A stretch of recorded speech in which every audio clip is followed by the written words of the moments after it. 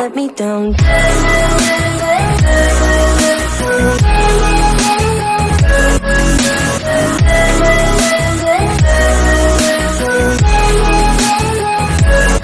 me down.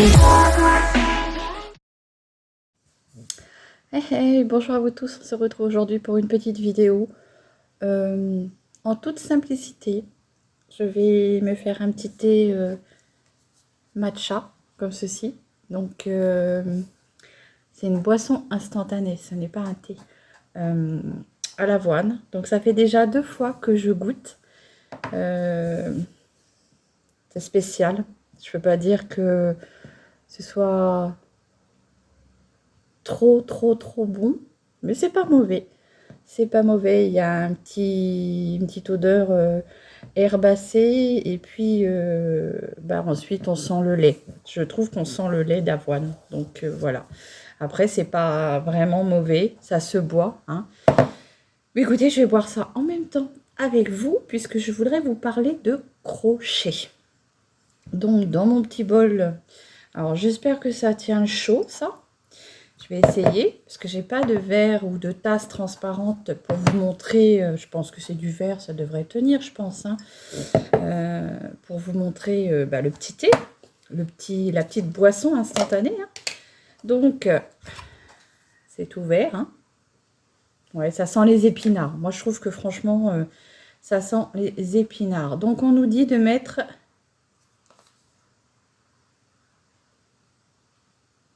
15 grammes avec de l'eau bouillante à 80 degrés et laisser infuser 2 minutes avec 150 millilitres d'eau. Donc 15 grammes. Là, moi, j'ai une cuillère de chez Tupperware qui fait 5. Donc, du coup, je vais en mettre 3 cuillères, comme ceci.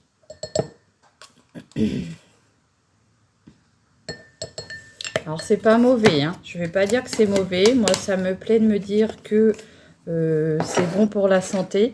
Par contre, alors si c'est comme toutes les poudres ayurvédiques, je ne sais pas. Je vais essayer de me trouver ça sur Shein. Pardon, puisque je vais faire une petite commande pour mélanger.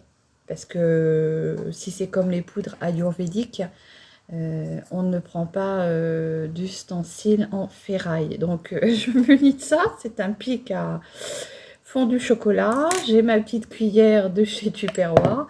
Là, j'ai mon eau qui est bien chaude. Donc, je vais verser 150. Ça fait quoi, 150 là-dessus? Oh, à pif. Au pif. Hein. Hop. Au pif, je vais dire que ça fait ça. Voilà. Comme ça. Allez, on va mélanger.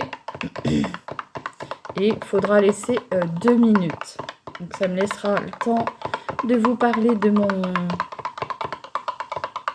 ouvrage en cours. Puisque vous savez que l'été, je crochette pour celles qui me suivent et ceux qui me suivent depuis maintenant plus d'une année, hein, 2 ans. Vous m'avez vu réaliser des projets au crochet ou au tricot. Et là, j'ai un crochet que j'avais commencé l'année dernière. Donc, pour aller voir la vidéo, ça va être compliqué. J'essaierai de vous retrouver le lien et de vous le mettre dans la barre d'infos. Donc, vous irez la dérouler. Donc, vous voyez, c'est comme ça. Alors, je mélange bien.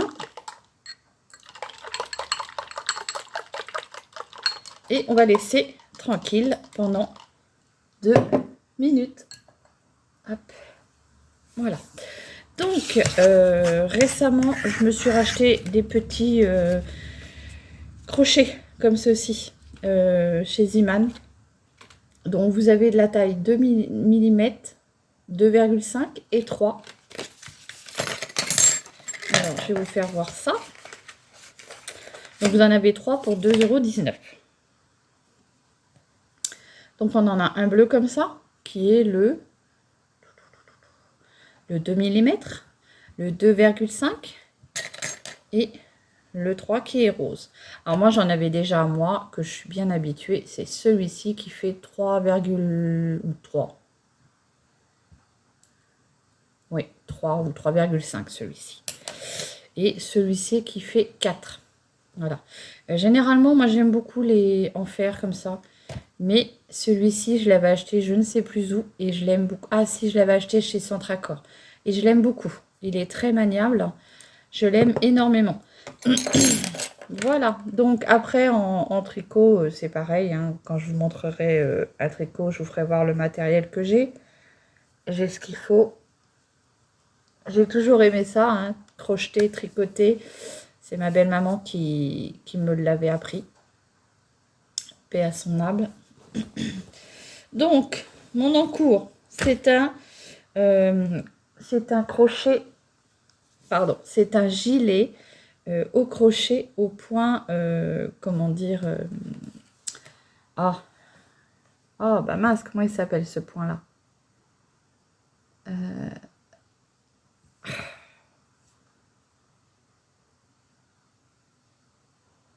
Dory, vous connaissez? C'est moi. Bon, bah, je ne me rappelle plus, je vous le mettrai lors du montage, à moins que ça me revienne en cours de route. Donc, j'avais fait un gilet en hexagonal, donc je vais me lever puisque, voilà. Donc, mon gilet en hexagonal, donc vous avez deux parties que vous venez faire en hexagonal, donc du coup, quand vous l'avez fini, ça vous donne ça. Voilà ce que ça donne. Hein. Vous avez la deuxième partie, hop, comme ceci. Et là, on va venir de finir de coudre les épaules et on va laisser ce qu'il faut pour faire l'encolure. Alors, je ne l'ai pas fini, donc je reviendrai vers vous une fois que je l'aurai fini. Mais là, je voulais vraiment vous parler un peu de crochet puisque vous allez voir que par la suite, je vais réattaquer un ouvrage et j'aime bien finir mon ouvrage que j'ai en cours. Même si des fois, j'aime bien en avoir 2, 3 en même temps. Comme ça, quand il y en a un qui me saoule, je prends l'autre et ça me change. Et j'adore faire ça parce que ça me détend. Donc, voilà. Et celui-ci, je l'avais quand même commencé l'année dernière. J'espère que vous aimez les couleurs. Voilà. C'est de la laine qui vient de chez Ziman. Oui, c'est de la laine qui vient de chez Ziman. Là, prochainement, je dois ramener des pelotes que j'ai achetées qui... Je me suis trompée dans les couleurs. J'ai peur que... Je vais vous demander votre avis. Bon, voilà, je voulais vous demander votre avis. Peut-être que vous allez me conseiller. Et on va goûter le matcha. Bon, moi, je l'ai déjà goûté depuis déjà 2 fois. Là, on a la 3e fois. Je m'en fais un tous les après-midi. Je ne sais pas si ça fait du bien, mais c'est pas mauvais. On va goûter ensemble puisque vous avez été plusieurs à me demander...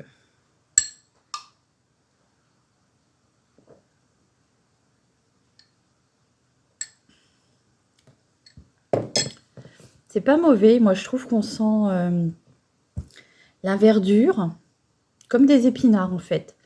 Je m'étais fait un smoothie aux épinards avec du lait d'avoine. Bah, je trouve que c'est pareil. Exactement pareil. Bien sûr, derrière, on sent bien l'arrière-goût de l'avoine. Donc, franchement, pour moi, c'est pareil. C'est pas mauvais. Ça se boit. Après, peut-être parce qu'il y a l'avoine dedans, le lait d'avoine. Peut-être que le matcha pur, sans rien dedans, c'est peut-être spécial. Là, c'est mon riz qui est en train de cuire. Donc, bah oui, je ne travaille pas cet après-midi. Donc, voilà, j'ai fait du riz pour faire du riz en salade. Thon, maïs, du riz froid en salade. Pour ce soir. Voilà, donc je vais tout essorer. Enfin, tout essorer. Tout est goûté et je reviens. Hop, j'ai fait tomber mon sac de laine. Alors, je vais rester avec vous, hein, après tout.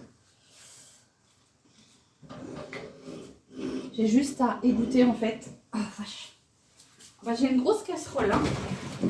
Alors, je vous assure que faut la porter une fois qu'elle est pleine. Waouh, c'est chaud. Voilà ma casserole. Donc, elle est grosse. Une fois qu'elle est remplie d'eau, hein, ça, c'est de la casserole. Ça vient de chez Métro. Faire un petit peu de pub à Métro. Non, ça vient de chez Métro. C'est des casseroles qu'on avait achetées quand on était en boulangerie.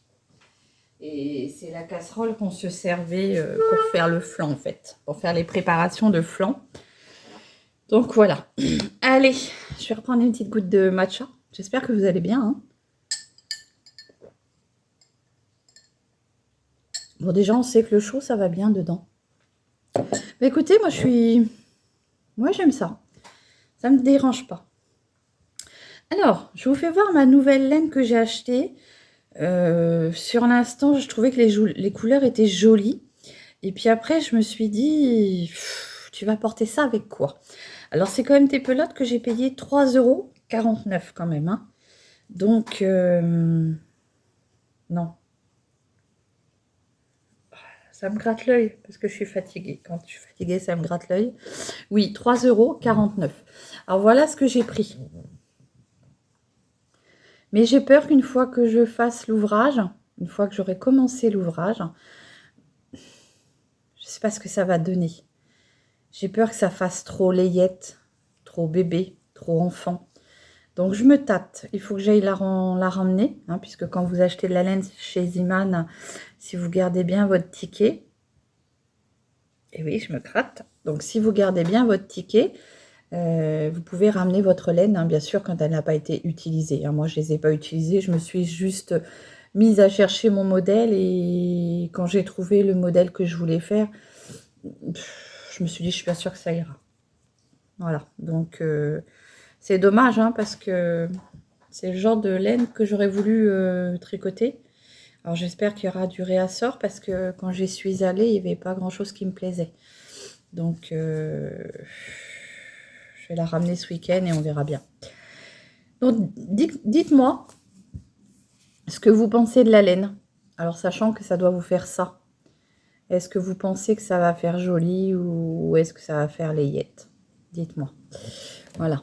J'attendrai vos avis. Hein.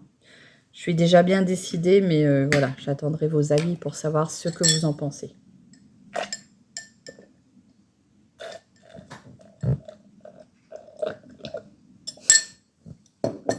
C'est pas ragoûtant le bruit de la paille. Donc du coup, comme je vous disais, je vais finir cet ouvrage-là. Il me reste les manches à venir assembler hein, sur le haut. Il faut que je fasse une petite encoche pour le col.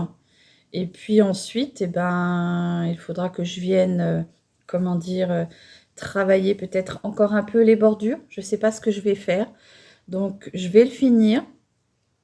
Et je vous reviendrai une fois qu'il sera complètement fini. Voilà. Donc, je vous dis à très vite. Bisous. Portez-vous bien. Hé hé, je te reprends. Et oui, les lunettes obligatoires. Hein. Je suis en train de coudre. Donc, je te fais voir ça un petit peu. Hop. Voilà. Pour te faire voir que c'est bien moi hein, qui couds. Et oui. Voilà, je ne vais pas te faire voir ça 10 ans non plus. C'est juste pour te faire voir que c'est bien moi qui fais mon crochet. Donc c'est une passion, hein, c'est quelque chose qui vient me relaxer. Donc là, je viens faire les coutures. Et puis ensuite, eh ben, je regarderai comment on fait pour faire les finitions. C'est-à-dire resserrer un peu les manches parce que moi, je ne veux pas des grosses manches. Et donc ce modèle m'a été inspiré sur Internet. Et pour les finitions, je pense finir avec le tuto de Lydia Crochet que j'aime énormément. Je trouve que quand elle explique les procédés, et ben, c'est hyper compréhensible et j'aime beaucoup la suivre parce que je trouve que c'est très facile à suivre et à reproduire. Bien sûr, voilà, faut peut-être avoir quelques bases de crochet. Alors moi, j'ai appris un peu le crochet plus avec ma première belle-mère, c'est-à-dire la belle-mère qui était avec mon papa. Et puis sinon le tricot, c'est ma belle-maman, la maman de mon mari. Voilà. Donc là, je suis en train de finir la couture des épaules. Et puis après, je vais passer au restant. Alors, ce cardigan, je vous mettrai les personnes qui me l'ont inspiré, bien sûr. Je ne fais pas de tuto pour vous montrer comment je fais parce que déjà, j'essaye de le faire déjà moi et je ne saurais pas t'expliquer comment on fait. Je ne suis pas assez calée pour ça. J'essaye de faire déjà moi-même. Donc, je ne suis pas là pour te montrer le tuto. Si tu veux réaliser le même que moi, enfin le même que moi, pas dans les mêmes couleurs, hein, bien sûr, mais si tu veux réaliser la même chose, je t'invite à aller rejoindre la page de Lydia Crochet. De toute façon, je te le mettrai en barre d'infos, comme ça tu pourras, si tu as envie d'essayer d'en refaire un, tu pourras aller voir ce qu'elle propose. Et moi, je trouve que c'est hyper facile. Je trouve qu'elle explique tellement bien. Parfois, il y en a ils vous expliquent, mais on a du mal à... Enfin, moi, il y a des fois, j'ai des gens, j'ai du mal à les suivre. Voilà. Donc, tout simplement, je viens de finir de coudre ma manche. J'ai mes 2 manches de cousu. Et je vais regarder comment je vais refaire pour resserrer mes manches pour qu'elles soient moins bouffantes, parce que moi, je ne le veux pas aussi bouffant. Je veux vraiment que ça vienne se resserrer. Et puis, ben, je reviendrai te voir quand il sera fini, quand j'aurai rentré tous les fils. Et quand il sera fini, je viendrai te voir avec mon cardigan porté. Et tu me diras ce que tu en penses. Voilà, je t'embrasse bien fort. Je te dis à très vite et prends soin de toi. Bisous. Hey hey, bonjour à vous tous. Je vous retrouve pour vous faire voir mon comment dire projet fini au point de crochet.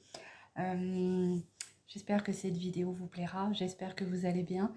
Et donc je suis très contente de vous faire voir mon petit gilet hexagonal de terminé. C'est un gilet que j'ai tricoté en 3,5 comme ceci avec de la laine Ella, hein, mer cerisée comme ceci, de chez Ziman. C'est des petites pelotes qui m'avaient coûté, il me semble, 3 € et des poussières. Et j'ai enfin fini mon petit gilet hexagonal. Donc je vais vous le présenter puis le passer, hein. Donc déjà je vous le présente terminé. Je suis assez contente de moi. Voilà comment il est. Hop. Donc je l'ai fait au point granny en hexagonal et comme ceci. Donc je vais le passer. Alors je l'ai terminé avec un petit bouton. Comme je trouve que le coton c'est une laine qu'on met beaucoup l'été, j'ai pas fait de grandes manches. Vous allez voir, je vais vous faire voir ça. Allez, je vais le passer. Oups. Ah, c'est très léger, très frais. Donc, je vais le pencher un petit peu, comme ceci. Donc, j'ai fini le col par un petit bouton, vraiment juste pour l'accrocher au cas où, comme ceci. Voilà. Donc, je suis plutôt très contente de moi. Alors, je vais essayer de te reculer un peu pour te montrer. Pas mon bout de gras, mais le gilet. Voilà comment il est. Alors, de dos, vous voyez, les manches qui sont pas trop longues. Elles sont mi-longues.